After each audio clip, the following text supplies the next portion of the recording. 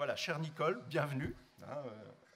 Alors, c'est notre deuxième cérémonie de promotion. Donc, une première, c'était l'an dernier. Une deuxième, pour moi, c'est une habitude.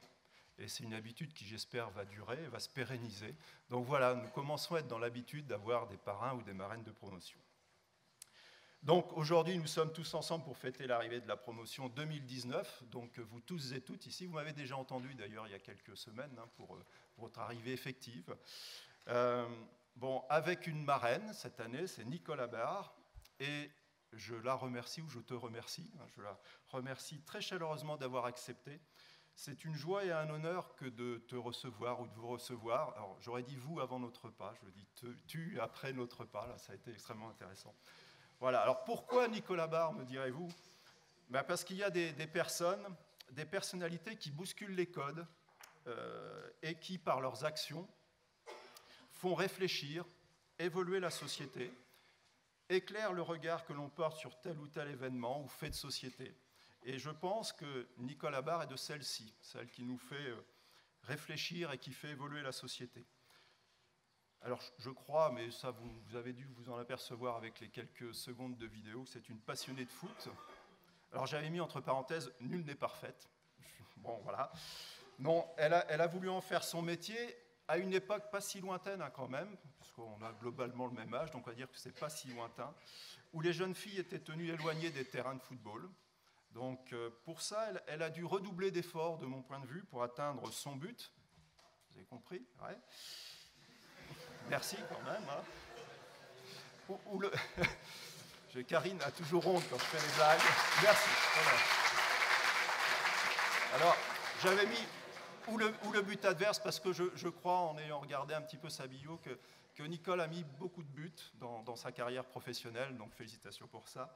Et donc, elle a dû redoubler d'efforts, je crois tout d'abord, comme je disais tout de suite, pour fouler le terrain, par des questions d'origine sociale et de genre. Voilà. Et puis, bien évidemment, s'entraîner durement parce que c'est une très grande sportive et comme tout très grand sportif ou très grande sportive, il faut s'entraîner durement. Donc, ces deux points me semblent importants et c'est ce qui nous a amené à proposer à Nicole d'être votre marraine de promotion.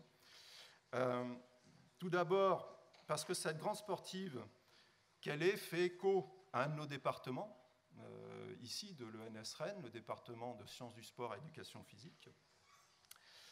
Et dans ce département, on cultive une certaine recherche. Cette recherche que l'on cultive, pas seulement avec l'ENS, mais avec d'autres établissements du site rennais, je vous rappelle, c'est au service du sport qu'on l'a fait, au sport de haut niveau, mais pas seulement, parce que c'est aussi au service de notre société, de la santé aussi, et de la société par les recherches que l'on peut mener en SHS, aussi du côté des historiens et des sciences humaines et sociales. Donc voilà cette première raison, ça fait écho à nos départements.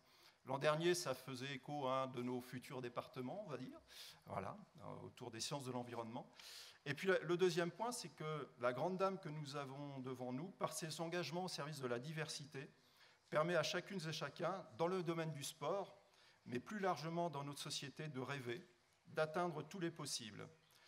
Nicole Habart a ainsi porté ses convictions au sein du ministère de la Jeunesse et des Sports, si je ne me trompe pas, en tant que chargée de mission Femmes et Sport, puis responsable du sport de haut niveau, puis au sein du ministère de l'Éducation nationale, chargée de mission des ABCD de l'égalité.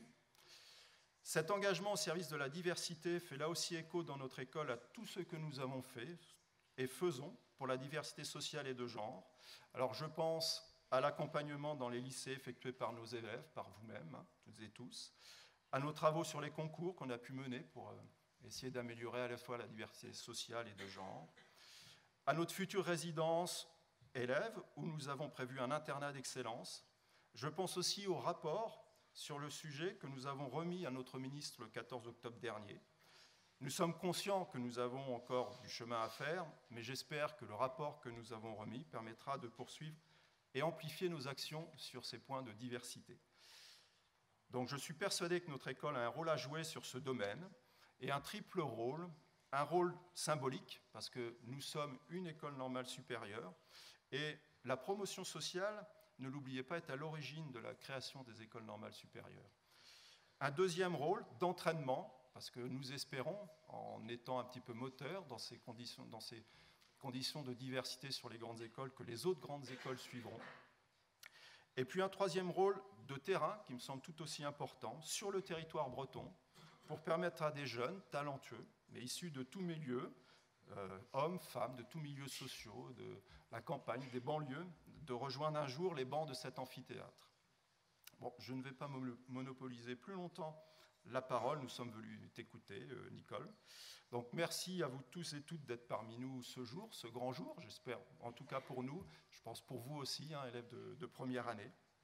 Merci à Nicole de nous faire cet honneur d'être la marraine de promotion. Et puis je le disais au départ, Nicole Abar fait réfléchir et évoluer notre société. Nous sommes, École normale supérieure de Rennes, et surtout vous, chers élèves, ici pour cela, pour embrasser une carrière où vous ferez réfléchir et évoluer notre société. Merci de votre écoute. Nicole, je t'en prie.